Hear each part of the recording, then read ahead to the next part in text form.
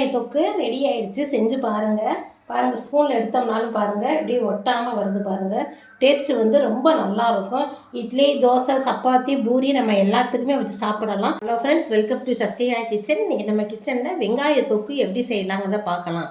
இப்போ வெங்காய விலை ரொம்ப மலிவாக இருக்குது. கிடைக்கும் போதே நம்ம இந்த தொக்கு மாதிரி ரெடி பண்ணி வச்சுக்கிட்டோம்னா 3 மாதம் வரைக்கும் இந்த தொக்கு வந்து கெட்டு போகாது. ஃப்ரிட்ஜில் வச்சு யூஸ் பண்ணலாம். நம்ம வெளியே வச்சோம்னா 1 வாரம் வரைக்கும் இந்த தொக்கு வந்து கெட்டு போகாது. இந்த தொக்கை ரெடி பண்ணி வச்சுக்கிட்டோம்னா நம்ம ஆஃபீஸ்க்கு போகிறவங்க, குழந்தைகளை ஸ்கூலுக்கு அனுப்பும்போது சாப்பாட்டுக்கு குழம்பு வைக்க முடியாத நேரத்தில் டக்குன்னு இந்த தொக்கை போட்டு பிசைஞ்சு கூட நம்ம சாப்பாடு ரெடி பண்ணி கொடுத்து விடலாம். குறிப்பாக வந்து தயிர் சாதத்துக்கெலாம் ரொம்ப நல்லாயிருக்கும். வெரைட்டி ரைஸ்க்கெல்லாம் இந்த தொக்கு வச்சு சாப்பிட்டோம்னா டேஸ்ட் ரொம்ப நல்லாயிருக்கும். இதை வந்து நம்ம எப்படி செய்யலாங்கிறத பார்க்கலாம். வெங்காய தொக்கு பண்ணுறதுக்கு ஒரு 1/2 கிலோ வெங்காயத்தை நல்லா நம்ம தோல் உரித்து கழுவி சுத்தம் பண்ணி எடுத்து வச்சுருக்கிறோம். வெள்ளைப்பூண்டு ஒரு 10 வெள்ளைப்பூண்டு எடுத்துருக்குறோம். புளி வந்து ஒரு எலுமிச்சம்பழம் ஒரு சைஸ் வந்து புளி எடுத்துருக்குறோம். அடுத்து வந்து வெந்தயமும் கடுகும் எடுத்துக்கிறோம். நம்ம வந்து பொடி பண்ணி அதை வறுத்து நுணுக்கி எடுக்கிறதுக்கு. இதை வந்து எப்படி செய்யலாங்கிறத பார்க்கலாம். வெங்காய தொக்கு பண்ணுறதுக்கு நம்ம ஒரு பொடி ரெடி பண்ணி வச்சுக்கிடுவோம். அதுக்கு நம்ம எடுத்து வச்சுருந்த மிளகா வத்தல் 4 வத்தலை வந்து எண்ணெய் இல்லாமல் சும்மா அப்படியே ட்ரையாக வறுத்துருவோம். நல்ல பாத்திரம் வந்து ஒரு கெட்டி கனமான பாத்திரம் எடுத்துக்கோங்க. மிளகா வறுக்கவும் கடுகு வெந்தயமும் சேர்த்து நல்லா பொரியிற அளவுக்கு வறுத்து எடுத்துக்கிடுவோம். வெந்தயமும் கடுகு இந்த மாதிரி நம்ம நல்லா செவக்க வறுத்து நம்ம எடுத்து வச்சுக்கிடுவோம். இதை ஆறுனதுக்கப்புறம் நம்ம மிக்சியில் நல்லா நைஸாக பவுடராக்கி எடுத்து வச்சுக்கலாம். வெங்காய தொக்கு பண்ணுறதுக்கு ஒரு 200 மில்லி எண்ணெய் தேவைப்படும். முதல்ல வந்து நம்ம பாதி எண்ணெயை ஊற்றிக்கிடுவோம். ஒரு 50 மில்லி எண்ணெயை சேர்த்து வெங்காயம் நம்ம எடுத்து வச்சுருந்த வெங்காயத்தில் பாதி வெங்காயத்தை சேர்த்து வதக்கலாம். சின்ன வெங்காயத்தில் பாதி வெங்காயத்தை வந்து மிக்சியில் 1-2 அரைச்சி எடுத்துக்கிடுவோம். அப்போ தான் கொஞ்சம் நல்லா டேஸ்ட் வந்து ரொம்ப நல்லாயிருக்கும். இந்த வெங்காயம் வதங்க மேலே நம்ம எடுத்து வச்சுருந்த புளியையும் சேர்த்து வதக்கி எடுத்துடலாம். ஒரு எலுமிச்சம்பழம் சைஸ் புளி எடுத்து சேர்த்துருக்கோம். இதையும் சேர்த்து நம்ம வதக்கி எடுத்துருவோம். எடுத்துகிட்டு அப்படியே நம்ம அரைச்சி வெங்காய தொக்கா ரெடி பண்ணுறது தான். ரொம்ப வேகமாக பண்ணிடலாம். வெள்ளைப்பூடு எடுத்து வச்சுருக்கோம். நம்ம வெள்ளைப்பூடையும் சேர்த்து இதுலேயே நம்ம வதக்கி எடுத்துடலாம். பச்சை ஸ்மெல் இல்லாமல் இருக்கும். அப்போ தான் வெங்காயத்தோட கலர் நல்லா மாறிடுச்சு. இப்போ நம்ம அடுப்பு ஆஃப் பண்ணிடலாம். இதை நல்லா ஆற வச்சு மிக்சியில் அரைச்சி எடுத்துக்கிடுவோம்.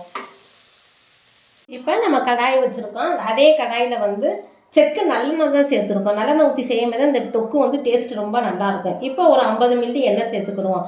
நம்ம கொஞ்சம் கொஞ்சமாக சேர்த்து செய்வோம்.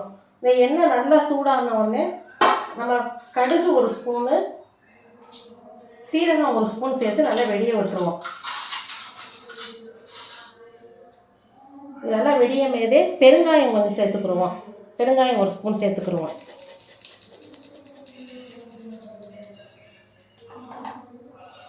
கடுகு சீரகமாக நல்லா வெடியுது. வெடியும் போதே நம்ம ஏற்கனவே பாதி வெங்காயம் வதக்கி எடுத்துட்டோம். பாதி வெங்காயம் நல்லா பொடியை கட் பண்ணி வச்சுருக்குறோம். இதையும் சேர்த்துக்கிடுவோம். சேர்த்து அப்படியே வதக்கலாம். அடுப்பை வந்து மீடியம் ஃப்ளேம்லேயே வச்சு செய்வோம். அப்போ தான் வெங்காயம் நல்லா வதங்கி வரும். வெங்காயம் நல்லா வதக்கி இருக்கிற மாதிரி நம்ம ஏற்கனவே வெங்காயம், பூண்டு, புளி எல்லாம் வதக்கி வச்சுருக்கோம்ல, இதையும் சேர்த்து அப்படியே வதக்கலாம். தண்ணி மட்டும் சேர்க்கக்கூடாது. தண்ணி சேர்க்காமல் அப்படியே வதக்கலாம்.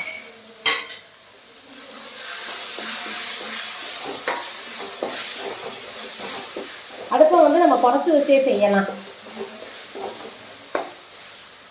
இந்த வெங்காயம் நல்லா வதங்கிக்கிட்டு இருக்கிறது நம்ம இந்த தொக்குக்கு தேவையான அளவு மிளகா பொடி சேர்த்துக்கிடுவோம். ஒரு ஸ்பூன் மிளகா பொடி சேர்த்துக்குவோம். உங்கள் காரத்துக்கு தகுந்த மாதிரி நீங்கள் சேர்த்துக்கோங்க. ஒரு 1.5 ஸ்பூன் கூட சேர்த்துக்கிடுவோம். ஏற்கனவே மிளகா வத்தல் வேறு அரைச்சி வேறு நம்ம சேர்த்துருக்கோம். காரம் வந்து நமக்கு தகுந்த மாதிரி சேர்த்துக்கோங்க. மஞ்சப்பொடி ஒரு 1/2 டீஸ்பூன் சேர்த்துக்கிடுவோம். ஏற்கனவே நம்ம சஷ்டியா கிச்சனில் போட்டிருக்கோம். உப்பு வந்து இந்த தொக்குக்கு தேவையான அளவு உப்பு சேர்த்துக்கிடுவோம். இப்போ இதையுமே சேர்த்து நல்லா வதக்கலாம். நம்ம அடுப்பை நல்லா குறைச்சி வச்சு நம்ம லேசாக மூடி வச்சு மேனிக்கே வதக்கலாம். கொஞ்சம் சிம்மில் வச்சே செய்யலாம். செஞ்சோம்னா தான் கொஞ்சம் நல்லா எண்ணெய் பிரிஞ்சு வரும்.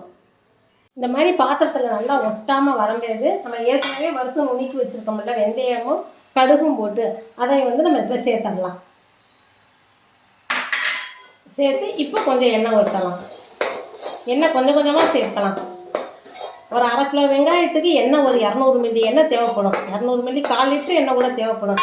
எண்ணெய் ஊற்ற தான் டேஸ்ட் ரொம்ப நல்லாயிருக்கும். கெட்டு போகாமல் இருக்கும் உங்களுக்கு.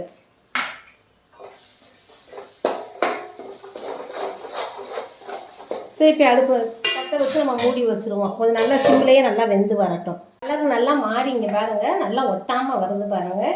இந்த டைமில் நம்ம வெல்லம் வந்து ஒரு ஸ்பூன் சேர்த்துக்குருவோம். கொஞ்சம் டேஸ்ட்டு நல்லா எடுப்பாக தெரியும். புளி காரம் எல்லாம் சேர்க்கும்போது ரொம்ப நல்லாயிருக்கும்.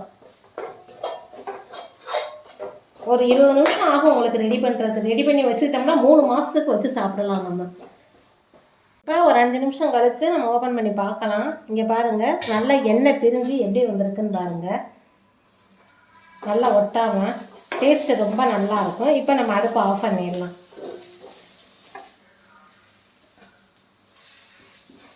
இப்படி எடுத்தாலும் பாருங்கள் கரண்டியில் ஒட்டாமல் விழுகுது பாருங்கள். இப்படி எடுத்து வச்சோம்னாலும் ஒரு பாட்டில் இது அப்படியே எடுத்து நம்ம ஸ்டோர் பண்ணி வச்சோம்னா 3 மாதம் வரைக்கும் ரொம்ப நல்லாயிருக்கும். கரண்டியில் கொஞ்சம் கூட அப்படியே ஒட்டாமல் வருது பாருங்கள் இருக்க.